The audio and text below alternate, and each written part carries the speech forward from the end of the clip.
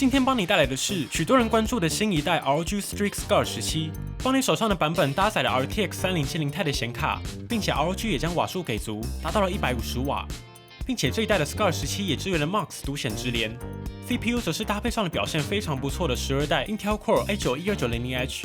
不过究竟这一代 Scar 17实际表现如何，我们一起来看看吧。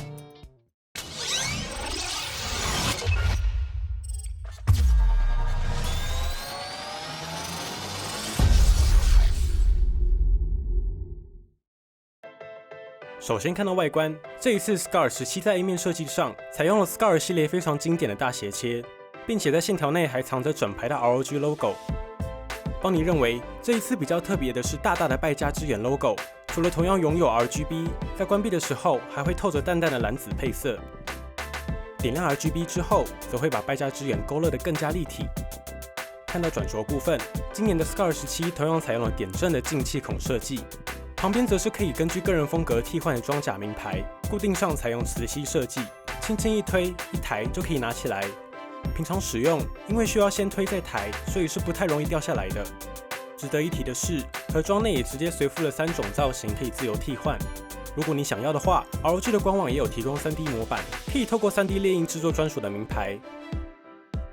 而在 I/O 接孔上 ，Scar 17的 layout 就是 Gaming 的优先级拉到最高，主要的配置都在左侧以及后侧。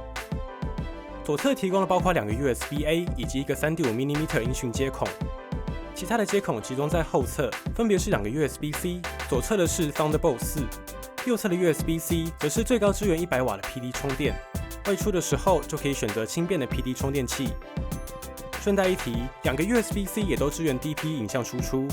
接着是 HDMI 2.1 接孔、2.5G 的 RJ45 网路孔以及电源接孔。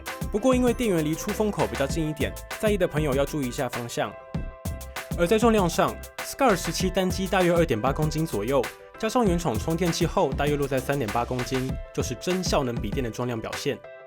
此外，上盖同样可以用单手开合，底部同样也有比较厚的垫高胶条，可以提供足够的空间进行散热。顺带一提，这一次地面的设计也是蛮帅的，虽然平常不太会翻起来看，但整体细节很足，偶尔看到的时候还是很舒服。打开后，我们看到 B 面，还是大家熟悉的 Scar 设计，在萤幕底部也保留了信仰点满的下照 RGB 灯条，平常摆在桌上看着它，其实还蛮疗愈的。不过在萤幕占比上，就是大家熟悉的3边窄、下巴宽的设计，这一次也没有搭载视讯镜头。邦尼会期待未来或许可以考虑16:10的萤幕，在各种需求上都会更均衡一些。不过这一次 Scar 17的这一块萤幕在电竞属性上还是点满的，搭配上的是一块 Full HD 360Hz 的 IPS 萤幕，反应时间达到了3 ms。另外有 2K QHD 加240Hz 的萤幕可以选择。比较特别的是，这次 Scar 17的萤幕也支援了 Dolby Vision 杜比世界以及 Adaptive Sync 自适应同步技术。经过邦尼实测，在 Netflix 中可以成功点灯 Dolby Vision 以及 Dolby Atmos。萤幕表面采用的是雾面处理。经过实测，色域范围达到了100%的 sRGB、77%的 Adobe RGB 以及80%的 DCI-P3， 显色表现相对中规中矩。不过以高萤幕更新率的电竞定位机种来说，表现相对是比较好的。而在萤幕亮度部分，邦尼实测室内最大亮度大约落在320尼特。而在音效体验上，这一次也支援 Dolby Atmos 杜比全景声，最大音量大约落在85分贝左右。重点是声音表现非常不错，整体的低频比较多，但在游戏的体验上还是比较足的。尤其是第一次开机的时候，这一次的喇叭搭配上 ROG 系列专属的开机音效，真的有点震撼。推荐大家可以到实体门市玩一下。以下帮你提供一段实测供大家参考。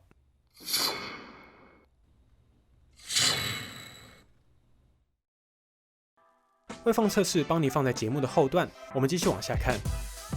接着看到 C 面，在设计上与上盖的 A 面呼应，都是采用斜切的分割设计，并且也有整排的败家之眼 logo 在斜线里面。右侧同样采用微透明的表面处理，可以稍微透视机身内部。表面搭配上的是细腻的雾面涂层，触感舒服，也不太容易留下指纹。电源键放置在右侧上方，比较可惜的是 Scar 17没有生物辨识。上排一样是帮你喜欢的独立音量按钮以及麦克风开关设计。右侧的 ROG 按键可以快速启动 Armoury Crate， 调整各种设定。比较特别的是，你甚至可以在 Armoury Crate 中针对这4颗快捷键客制化。你可以选择各种调整选项，甚至设定剧集，甚至调整萤幕亮度都没问题。而这一次 ROG 在 Scar 17的机身上保留了 Keystone 的插槽。简单来说 ，Keystone 就像是一个实体的钥匙。当你插入的时候，系统就会根据你设定好的指令联动电脑上的操作，像是插入后展示 RGB 灯效、快速启动 Armoury Crate、拿掉 Keystone 后自动隐藏所有视窗并静音等等。你也可以设定 Shadow Drive， 让只有配对的 Keystone 可以解锁。键盘上 ，Scar 17既然是17寸的笔电，整体的空间相对宽裕，所以 ROG 也塞进了独立数字键。在方向键上维持半高的设计，不是全尺寸，帮你觉得有点可惜。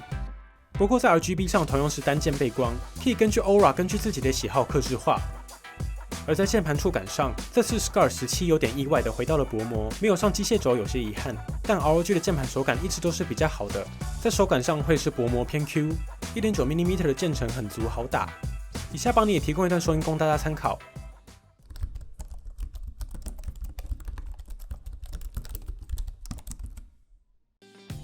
而在触控板部分，整体的面积足够，相当细腻滑顺。比较值得一提的是 ，Scar 17枪神系列既然作为招牌的电竞机种，在信仰之光的细节当然不能少。除了键盘有着基本单键 RGB 背光，刚才提到了萤幕底部 RGB， 大大的败家之眼 RGB logo， 以及勾勒机身边缘照亮桌面的 RGB 灯光当然也不能少。就算是盖起上盖，也可以看到 RGB 包覆着 Scar 17，整体还是非常霸气的。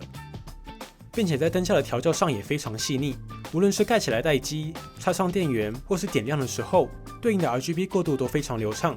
重点是仪式感很足。接着我们废话不多说，直接进入 Scar 17的效能测试吧。帮你手上的 Scar 17在效能上依旧是拉满的表现。在 GPU 上搭载的是 NVIDIA 新一波登场的 GeForce RTX 3070 Ti， 在 ROG 的调教下，最高频率达到了1460 MHz。瓦数部分这次也直接拉到了125瓦，搭配上 Dynamic Boost， 最高可达150瓦。今年 ROG 也是满足了满血的期待。不过毕竟是笔电，所以搭配的是8GB 的 GDDR6 记忆体。GeForce RTX 30系列显卡大家都比较熟悉了，帮你就带大家快速看一下重点。这次的 GeForce RTX 3070 Ti 同样采用 NVIDIA 第二代的 RTX Ampere 架构，并且拥有 GeForce RTX 30系列第二代光锥核心以及第三代的 Tensor 核心。同样采用大家熟悉的 NVIDIA Max-Q 技术以及 AI 最佳化笔电效能与功率，其中 Dynamic Boost 就是透过人工智慧自动在 GPU、VRAM 以及 CPU 之间的最佳功率调度来提升性能。此外，系统也会自动在效能与画质之间取得平衡，提供更好的个人化设定。以游戏体验来说 ，GeForce RTX 30系列的主要重点还是落在了光线追踪，可以根据不同的游戏场景和光源环境，模拟更加真实的游戏画面。并且透过 NVIDIA 力推的深度学习超高取样，也就是大家熟悉的 DLSS， 透过 AI 渲染进一步提升画质，并且有效地提高游戏帧率。尤其在经历了多次的模型更新，可以看到这一段时间 NVIDIA 的 DLSS 在稳定性和实际表现上真的算是有感提升。尤其是过去更加复杂的建筑细节、飘逸花草这种 AI 非常难算干净的场景，在 NVIDIA 和游戏商的努力下，目前算是稳定许多了，真的算是努力有成。在一些负载更高，像是开启光追后的画面设定下 ，DLSS 也能进一步稳住帧数。邦尼也对 DLSS 以及光追的未来还是蛮期待的。比较值得一提的是，今年 ROG 也在许多新机带来了大家期待的 MUX 独显直连，只要在 Armoury Crate 中开启 MUX 独显直连，接着等待系统重新开启就能成功启用了。邦尼也快速提供一组开启前后的差异。可以看到 CSGO 这种追求高帧率的 FPS 游戏中 ，MUX 开启前是平均413帧。开启后则是突破了500帧大关，提升了大约21%，差异还是蛮大的哦。开启独显直连后，的确可以进一步解放 GeForce RTX 3070 Ti 显卡的游戏体验，更多的游戏表现我们稍后来测。接着看到 CPU 部分 ，Scar 17这一次搭载表现非常不错的第12代 Intel 处理器 ，Intel Core i9-12900H， 采用6P+81的14核架构。记忆体部分 ，Scar 17也是采用了最新 DDR5 4800 MHz 2条16GB， 总共32GB 的配置组成双通道，最高可以达到64GB。不过，因为现在 DDR5 的记忆体比较难买，零售价格也比较高，有复合使用需求的话，邦尼会建议可以考虑选择至少32GB 的版本。储存空间部分，搭配的是 1TB 的 M.2 NVMe PCIe 4.0 SSD， 实测循序读写数据依旧表现得非常不错，分别达到6500、5000 MB/s。底下也还有一条额外的 M.2 插槽可以自行扩充。顺带一提，如果大家有发现的话，这次 Scar 17的基板颜色变成了蓝色。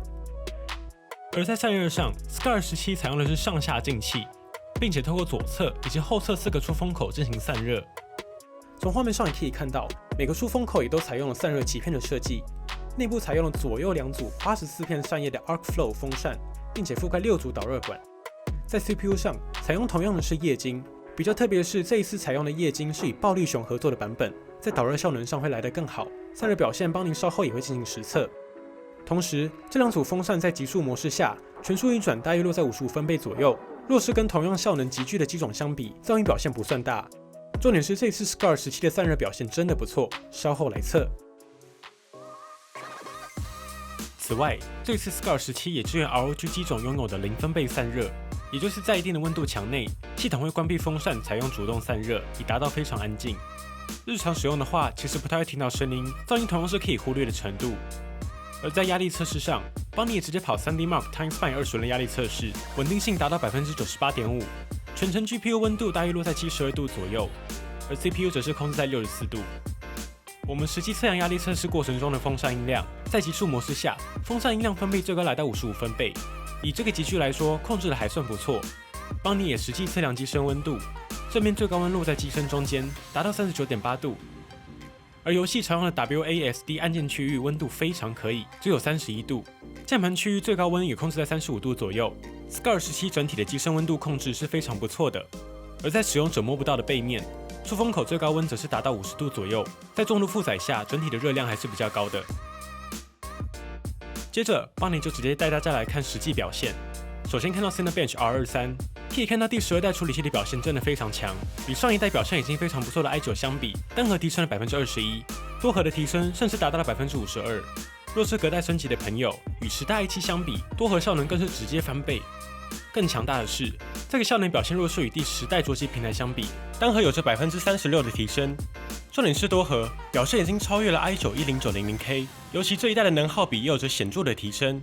第12代处理器真的不错。接着，邦尼也直接帮大家实测专业性能的表现。首先是一般 4K 剪辑需求的测试，采用的是总长10分钟 4K 原片，并且经过简单调色及混音，最后进行 4K 输出。采用的同样是 NVIDIA Studio 版本的驱动，一般使用者可以参考这个测试结果。可以看到，在测试结果上真的有点强，受益于这一次满血版的3070 Ti、有感的 GPU 加速以及12代 CPU 的大幅升级 ，Scar 17只花了182秒就完成输出。这个表现除了相较起第11代 i9 搭配 RTX 3070节省了 26% 的时间外，更是一举超越了桌机平台。大家应该都还记得，去年我们在测第11代机种的时候，就已经非常接近第10代桌机平台了。而今年不止超越，差异更达到了 21%。这一次的专业效能表现真的很可以。接着我们来实测重度剪辑，会以邦尼这类高效能需求出发，测试内容包括全 4K 素材剪辑，以及非常重度的 AE 动画。调色、混音及多轨剪辑会来得更加复杂。从测试结果来看 ，Scar 17耗时18分44秒输出完成。整体来说 ，Scar 17整体的专业效能还是非常强大的。在更重度的输出测试中，与桌机平台主要还是在 GPU 加速上的差异。不过以一台效能笔电来说 ，Scar 的专业性能还是非常出色的。看完了专业性能，我们接着来看游戏效能。首先看到 3D Mark Timespine，Scar 17拿下11586分。相较起100瓦的 RTX 3070有着 21% 的提升，若是与105瓦的 RTX 3080相比，也有着 13% 的提升。可以看到，瓦数对于 GeForce RTX 30系列显卡的效能释放还是有所影响的。而这一次 Scar 17搭载的105瓦 RTX 3070 Ti 在实测结果上与 RTX 3080差异大约落在 6%。Scar 17在整体的效能释放上还算不错。接着，我们直接进行游戏实测。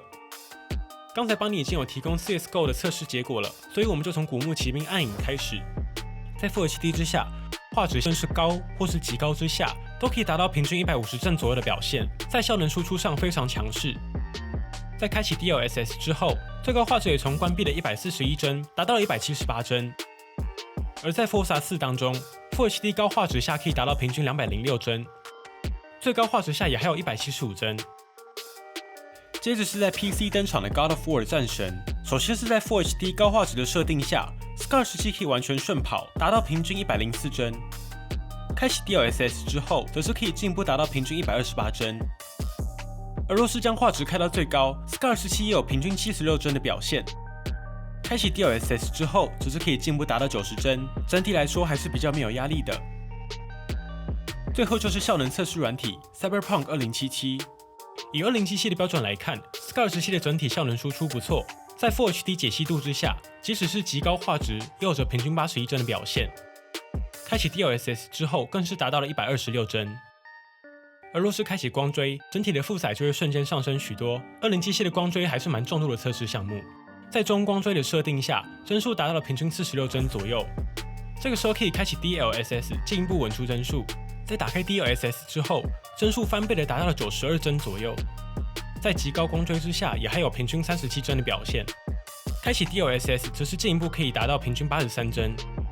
整体来说，这次 Scar 17的游戏效能在 Full HD 之下效能是非常足够的，基本上各种大作顺玩绝对没有问题。而若是在重度负载的光追场景当中，邦尼就建议开启 DLSS 进一步稳住帧数。续航力部分 ，Scar 17采用90瓦时的电池，在邦尼的续航力测试中，在萤幕亮度200尼特之下连续播放 Full HD 影片1个小时，消耗了20%。而在 PC Mark 10现代办公的电池续航力测试中，最终拿下了6个小时16分，以效能笔电来说算是不错的表现。如果是日常在外或是文书需求，同样可以在 Armoury Crate 当中选择节能或是最佳化，进一步达成省电。在充电测试中，邦尼实际使用原厂随附的240瓦充电器，充电30分钟就能达到47%，1个小时充满83%，完整充满则是耗时1个小时43分钟。此外 ，Scar 17也支援最高100瓦的 PD 充电，如果有带出门的需求，也可以选择比较轻便的 PD 充电器。最后的时间，邦尼也一样提供所有跑分测试供大家参考啦。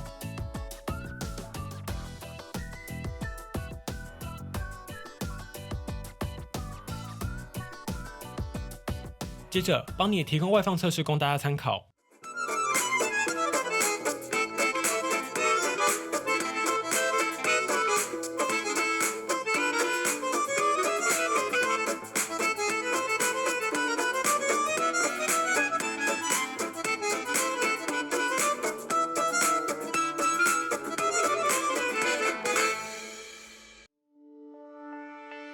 整体来说，这一代的 Scar 17还是非常 gaming 的机台。在效能上，150瓦的 RTX 3070 Ti 在效能输出上还是非常强悍的。搭配上 Max 独显直连，在 CS:GO 这种比较敏感的 FPS 游戏中，帧数也从400帧突破了500帧大关，差异还是非常明显的。此外，同样受益于 NVIDIA Max-Q 技术，系统也会透过 AI 最佳化笔电在效能与节能上的平衡。Dynamic Boost 也可以在必要的时候提供更足够的效能输出，让 GPU 更完整的释放效能。萤幕显色效果相对中规中矩，不过既然是 Gaming 定位的360Hz 高萤幕更新率，在游玩时的体验还是非常流畅。音效部分也算是这一次的小亮点，表现不错。而在专业性能部分，虽然 Scar 17不是创作机种，不过受益于强悍的 Intel Core i9-12900H， 搭配上 GeForce RTX 30系列 GPU 加速，偶尔输出影片还是非常足够。在表现上只能用强悍形容。最后看到整机的 ID，Scar 17整体都蛮成熟了，也算是在经典和实用当中取得平衡。重点是整机的信仰之光、败家之眼的加持都没有少 ，RGB 以及各种灯效细节也是给好给满。只能说信仰要舒服，游戏才能玩得好。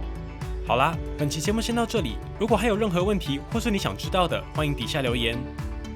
如果喜欢本期节目，不要忘记订阅邦尼，并且打开小铃铛，及时收到最新的评测通知。当然，你也可以在 Facebook、Instagram 找到我们。如果还有其他问题，别忘了底下留言。那我们就下期影片再见喽。